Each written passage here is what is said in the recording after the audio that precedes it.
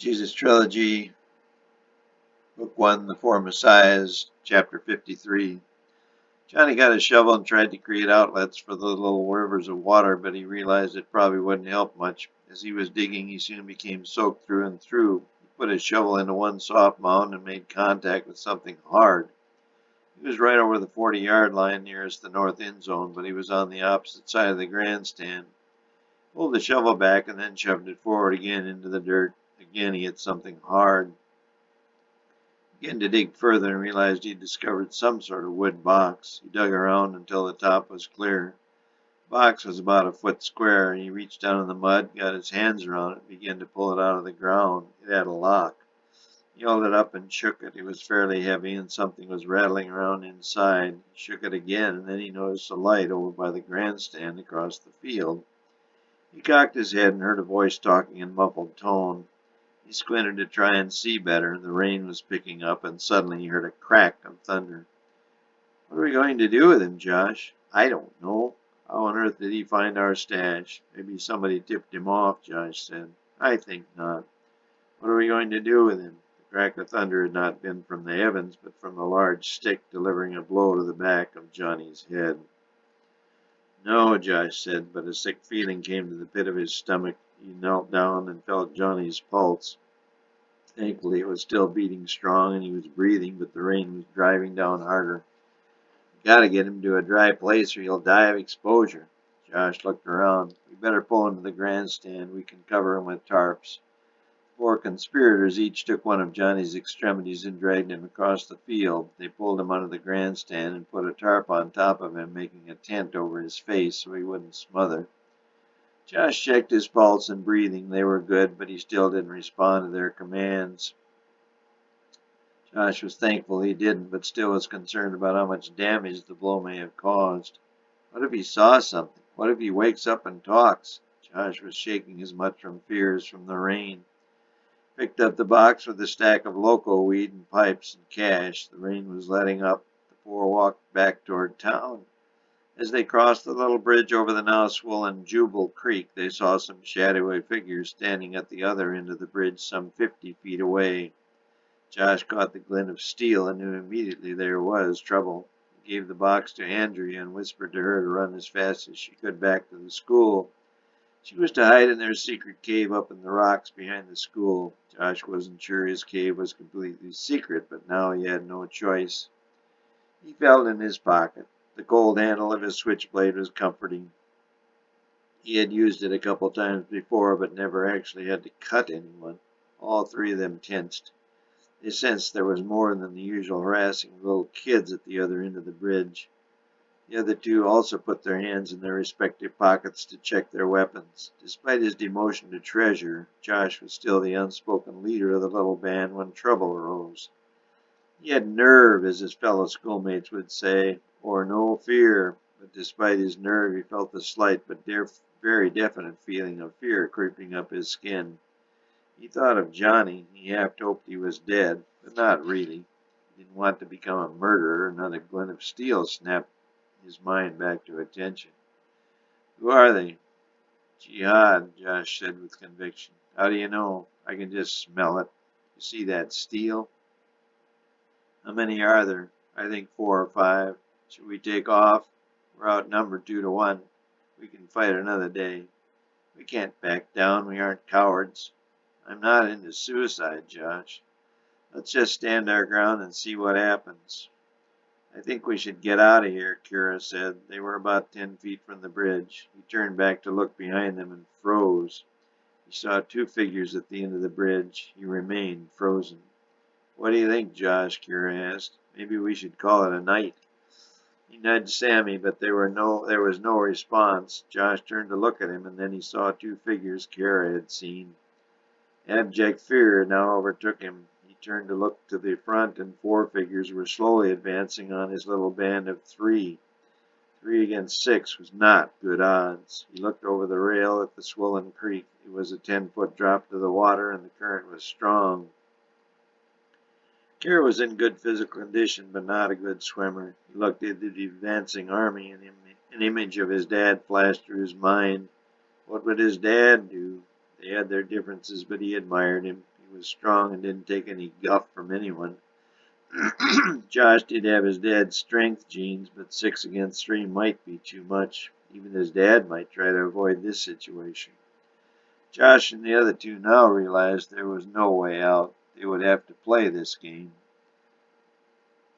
The two thugs behind them were staying put, but the four in front were easing toward them. He could now see they all had knives, as did the two in the rear. He had recovered his senses enough to draw his knife. Josh and Sammy faced the front four. They too had their knives drawn. The four in front were now within 10 feet of Josh and Sammy. They stopped, and the spokesman took a step forward. "Aren't you boys in the wrong territory? We were just passing through." "I don't think we gave anyone permission to go through our territory tonight. Did you give any permission, Ezra?" "No, Chief," Ezra said. "See, no one was given permission to pass through, so what are you fellas doing up here?" "Doing?" Josh repeated, playing for time. "Yeah, what's your business?" "We just came up to look at the ball field, see if it would be playable." "You a player?" "No, but my brother is." "Who might that be?" "Jesus." "Well, we got a player in our group tonight, too, Judas." "Yeah, Chief, here I am." "Judas, you know this guy's brother Jesus?" "Sure, good little ball player. Well, most of the time. He gets sidetracked occasionally." Judas tapped the sharp blade of his knife on his palm. "Well, what should we do with these trespassers?" "I guess we'll have to teach these boys a lesson," the chief said. Then he continued.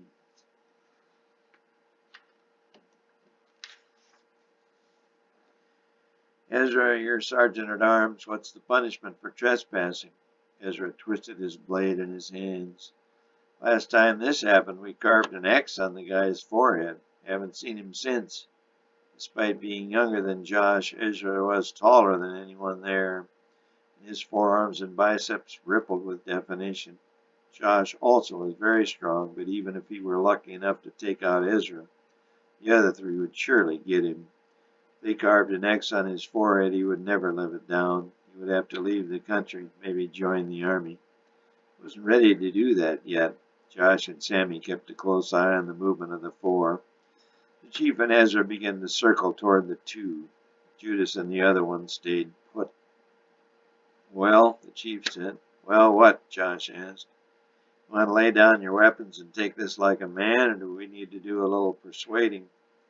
Despite his fear and precarious position, Josh was now getting angry. He had his dad's temper, and it was about to boil over. Kira and Sammy sensed this and tensed up, ready for action. "It's a little unfair, 6 against 3. Let's you and me go man to man," Josh said, surprising himself.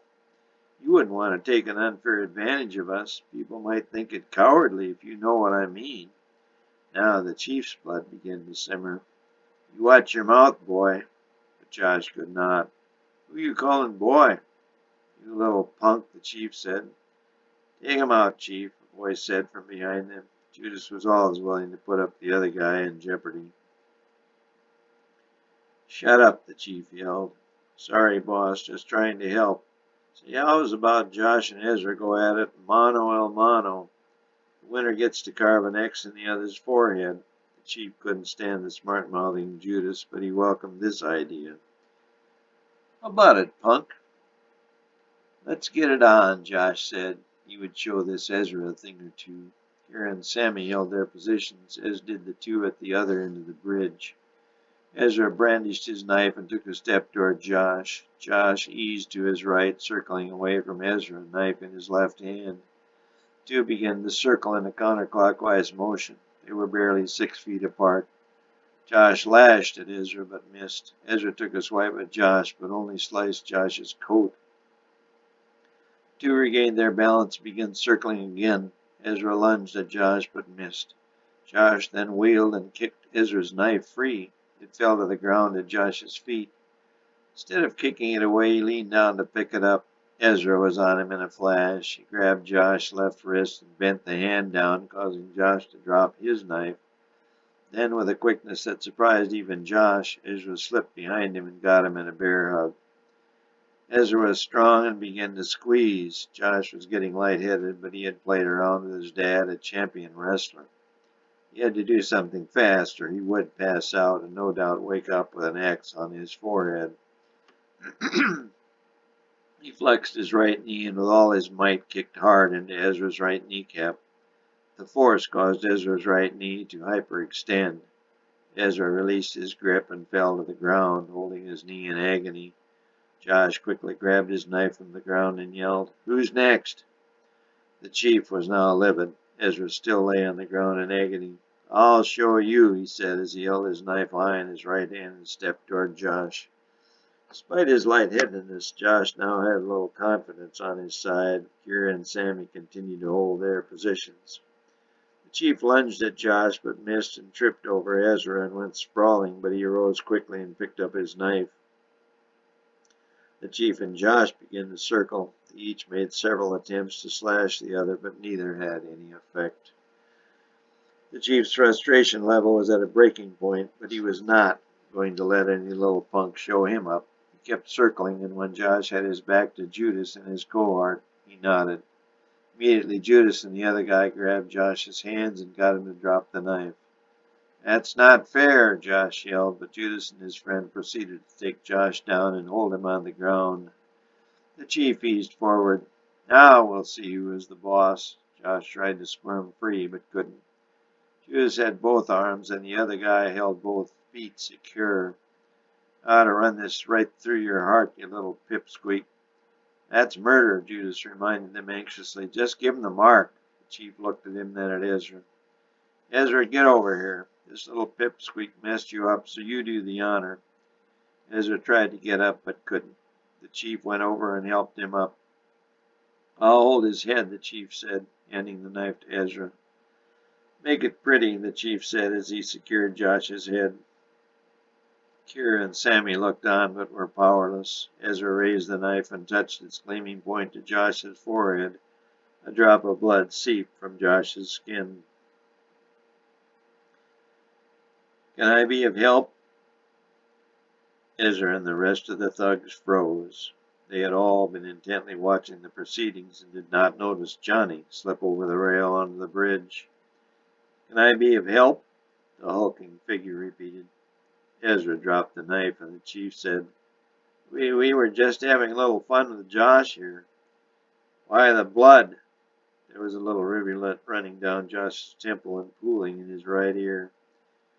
The knife slipped," Judas said, getting off Josh's arm and standing. The others stood except for Ezra, whose knee was by now too swollen to get up. "Think everyone's had enough fun tonight except for me," Johnny announced. "Let's go home, boys," the chief said. "Before you go, I need the answer to one question." He leaned forward and pointed to a cut on his scalp matted with blood. "I need to know who did this." Josh froze. The gang was one thing, but nobody wanted to tangle with Johnny. He was the best fighter in the region and fast becoming a legend not only as a ball player but as a fighter. "He did," said Judas, pointing directly at the chief. Judas saw an opportunity not only to save his own skin, but to maybe move up in the gang hierarchy.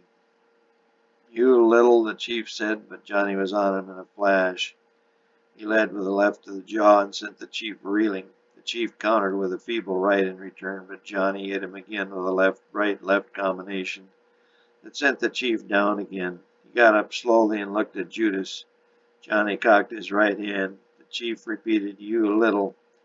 But before Johnny could hit him again, the chief's eyes rolled back and he did a swan dive onto the wooden bridge, landing face down, spread eagled on the cold, wet surface. Johnny looked around the circle. "Anyone else?"